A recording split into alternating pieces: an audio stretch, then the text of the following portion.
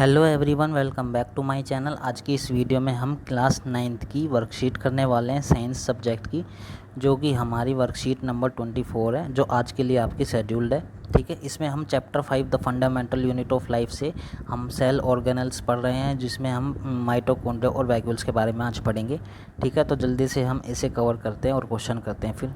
ठीक है, तो सबसे पहला क्वेश्चन अराइज होता है कि जो हमारे एक्टिविटीज़ होती हैं सेल की, डिफरेंट एक्टिविटीज़ होती हैं जो परफॉर्म करता है, उसके लिए एनर्जी आखिर आती कहाँ से है। पहला क्वेश्चन हमारा यही है।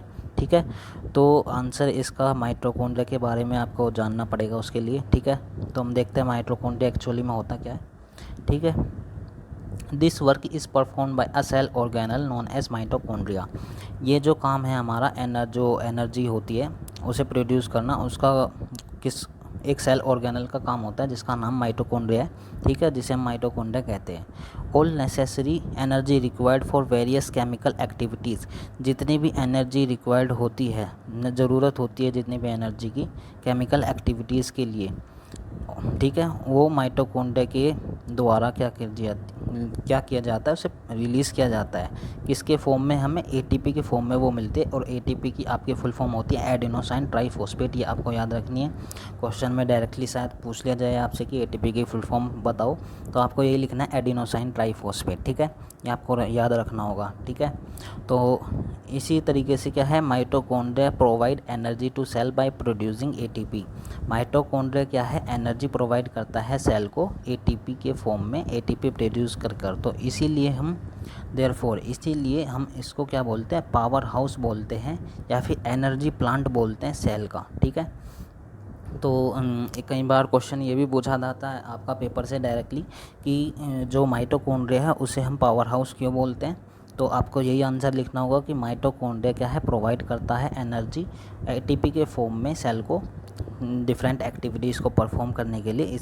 इसीलिए हम इसको पावर हाउस बोलते हैं या फिर एनर्जी प्लांट बोलते हैं सेल का। ठीक है, आगे देखते हैं हम। ATP is produced in mitochondria by the process of respiration. ATP जो होता है प्रोड्यूस होता है माइटोकॉन्ड्रिया में, वो एक प्रोसेस से होता है जो हमारा रेस्पिरेशन होता है। ठीक है, उसी के द्वारा एटीपी प्रोड्यूस होता है।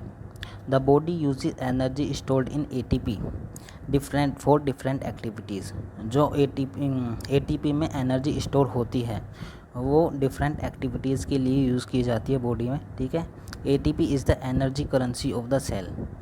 एटीपी जो है एनर्जी करेंसी है सेल का। ठीक है, the outer membrane of mitochondria is very porous.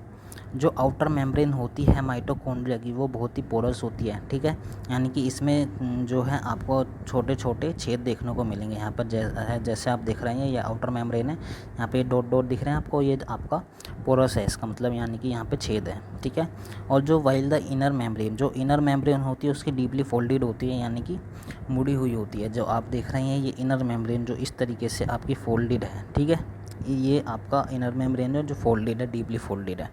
ठीक है, तो mitochondria is a cell organelle that has its own DNA and ribosome. ठीक है, तो माइटोकॉन्ड्रिया के पास क्या होता है, एक ऐसा सेल ऑर्गेनल है माइटोकॉन्ड्रिया जिसके पास खुद का डीएनए होता है और राइबोसोम होता है।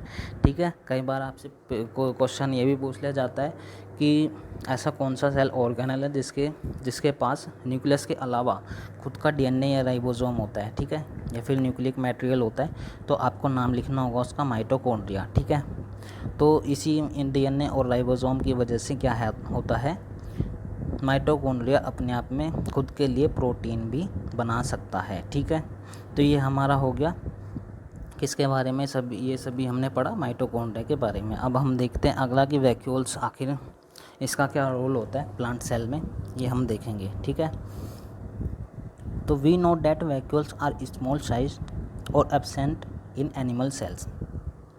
We know that vacuoles are small size and absent in animal cells. Animal cells में वैक्यूल जो होते हैं बहुत ही छोटे साइज़ के होते हैं, या फिर एब्सेंट होते हैं, या फिर होते ही नहीं हैं। ठीक है, लेकिन प्लांट सेल्स में ये क्या कि बहुत ही बड़े होते हैं साइज़ में। Generally they are centrally located in the cell.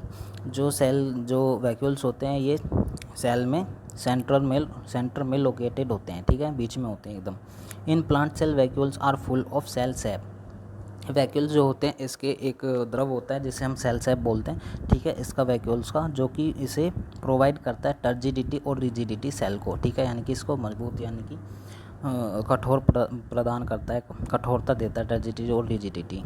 Many substances such as amino acids, various organic acids और सम प्रोटीन्स, शुगर्स इसके अंदर स्टोर्ड होते हैं, जो कि इम्पोर्टेंट है लाइफ के लिए। किसकी लाइफ के लिए? प्लांट सेल की लाइफ के लिए, ठीक है। The cell membrane of the vacuole is known and tonoplast. जो प्लांट सेल में वैक्यूल्स होते हैं इनकी भी एक मेम्ब्रेन होती है, यानी कि एक जो भारी परत होती है, उसे हम क्या कहते हैं? टोनोप्लास्ट कहते हैं। It keeps the content of the cell sap separate from the cytoplasm of the cell, जिसके वजह से जो भी इसका वैक्यूल्स के अंदर जो सैप होता है उसका अंदर जो भी होता है सैप, उसे क्या करता है? वो साइटोप्लाज्म से अलग रखता है, क्योंकि सेल के अंदर भी एक द्रव्य पाया जाता है ना, साइटोप्लाज्म, लिक्विड पाया जाता है साइटोप्लाज्म, ठीक है, तो उससे अलग रखता है उसे।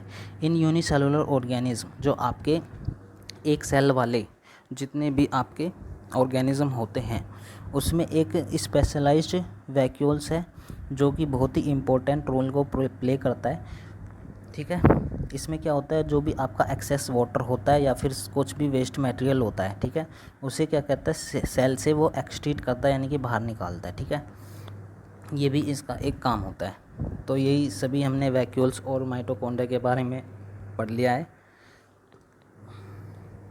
अब हम देखते हैं कुछ क्वेश्चन जो हमें दिए गए हैं, इसमें ये हम जल्दी से कर लेते हैं।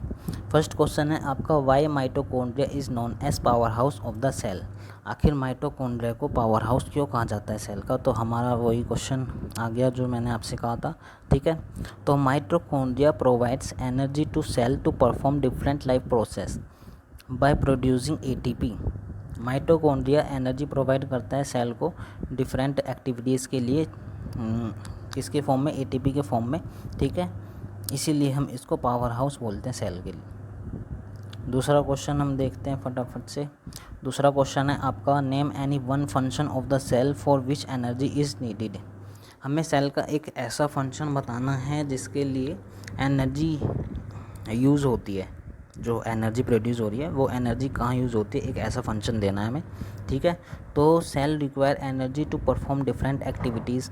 हमें डिफरेंट लाइफ प्रोसेस एक्टिविटीज़ करनी होती हैं जो सेल को एनर्जी जिसके लिए रिक्वायर्ड होती है सेल को, ठीक है। उनमें से एक क्या है? मेटाबॉलिक रिएक्शंस है। कुछ मेटाबॉलिक रिएक्शंस होती हैं जो इसके लिए एनर्जी को एब्जॉर्ब करती हैं। तीसरा क्वेश्चन है हमारा, vacuoles are the important part of which cell.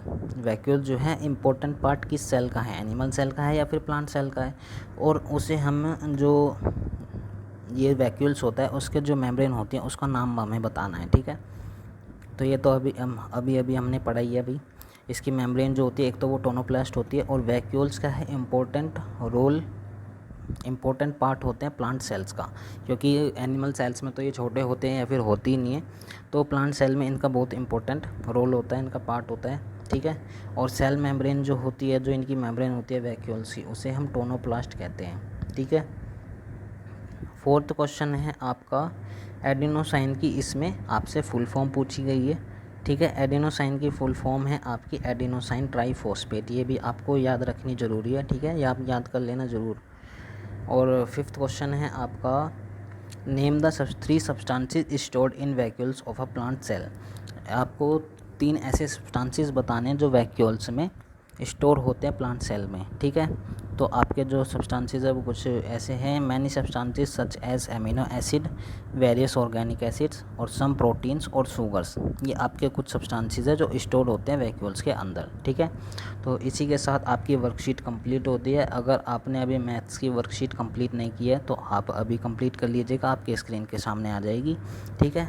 अगर आपको कोई वर्कशीट से रिलेटेड कोई डाउट हो तो आप कमेंट सेक्शन में मुझसे पूछ सकते हैं, मैं आपको उसका सॉल्यूशन जल्दी प्रोवाइड करा दूंगा, या फिर कमेंट सेक्शन में ही हम उसे डिस्कस कर लेंगे, ठीक है। तो thank you for watching my video. फिर मिलते हैं अगली वर्कशीट के साथ अगली वीडियो में, तब तक के लिए बाय। मिलते हैं अगली वीडियो में।